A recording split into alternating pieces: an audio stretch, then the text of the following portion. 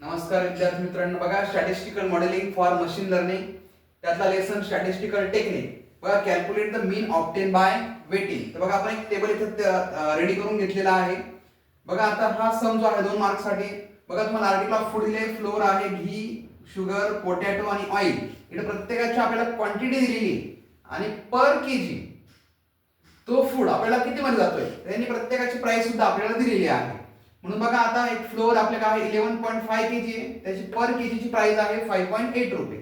बघा मग त्याला इंटू केलं, त्यांचे इथे आपण इंटूची टोटल मारून घेतलेली आहे. इथे सुद्धा क्वांटिटीची आपण टोटल घेतलेली आहे. त्यानंतर तुम्हाला त्यांनी सांगितलं मीन काढा. तर अशा वेळेस काय करा, तर बघा एकूण टोटल प्राइस मध्ये बघा आपल्याकडे समजा त्याला डिवाइड बाय बघा टोटल वेट.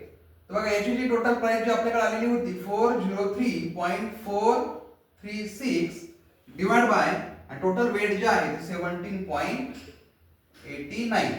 तर बघा याचा जो मीन जो निघणार आहे 403.436 डिवाइड बाय 17.89.